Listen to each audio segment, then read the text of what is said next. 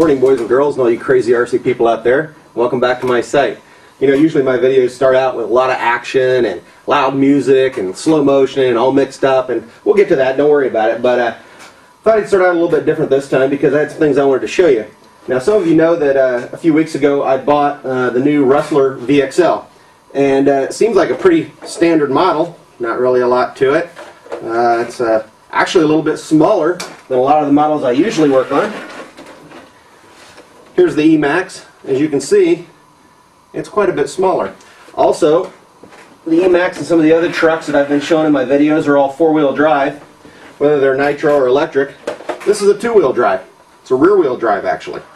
So, the reason that I got this model is because when I was looking at it in the store, they made some pretty crazy claims about it on the side of the box and also the guys I was talking to, and I just decided that I wanted to find out if that was right or not.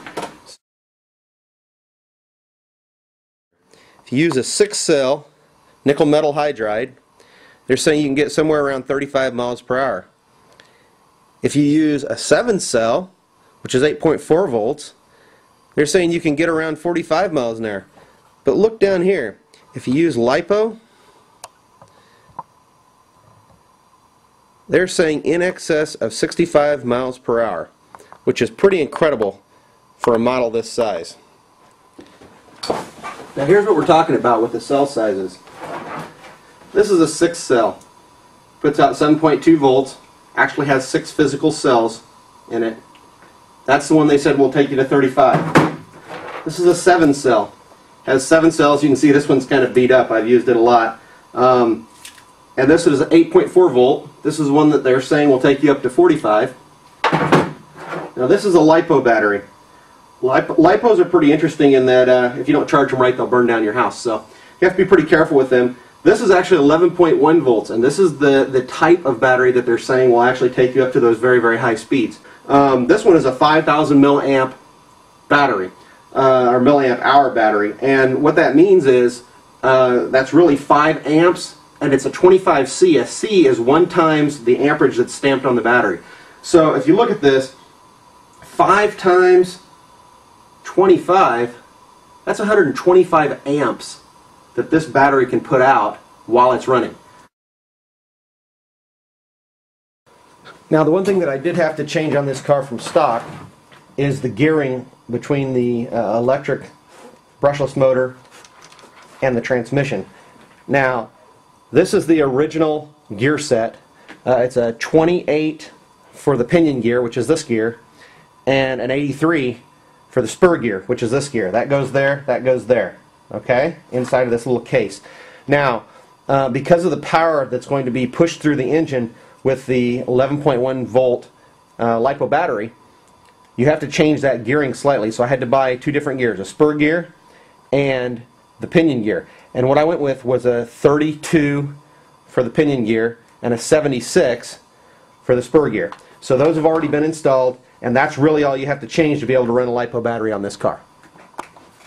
So that's pretty much what I wanted to show you guys, and I can hear some of you screaming out there, come on, we know all this stuff, let's get to the action. So okay, let's get to the action.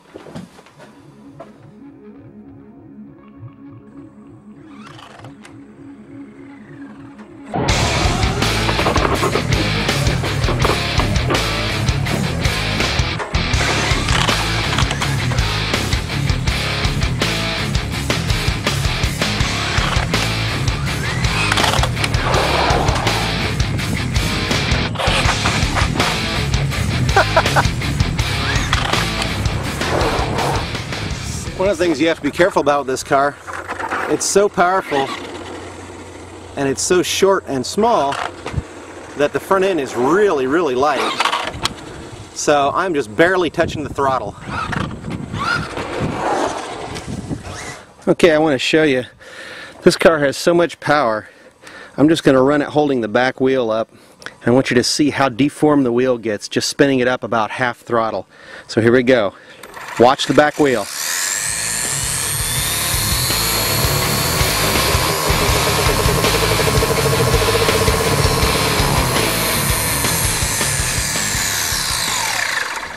Check that out.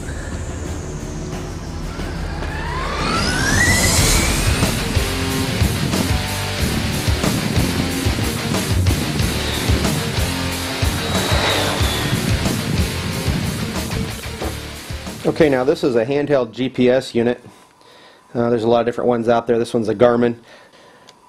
If I click on the speed, one of the things it can do is it can actually display your maximum speed, which I will reset.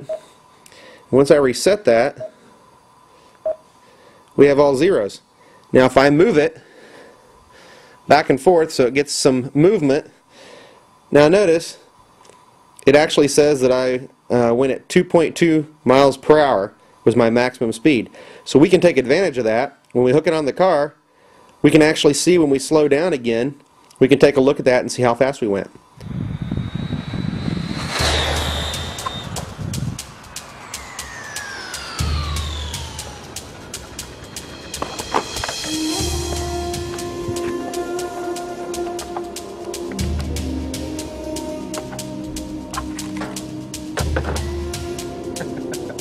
Not bad.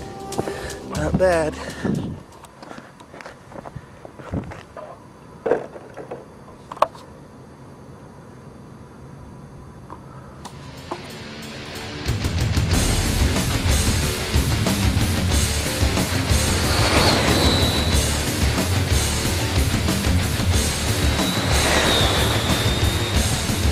Okay, that was a pretty good run right there, so let's see what we got. I already took the pins out.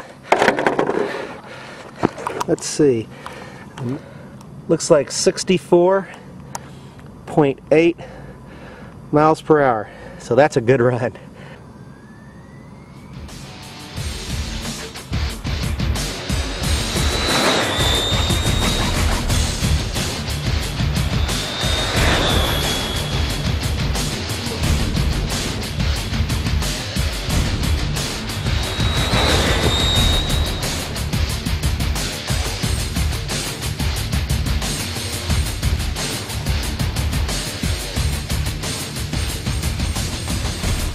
Okay, that was another good run. I think I might have even gotten just a little bit faster on that run, so let's see if we can see what it says.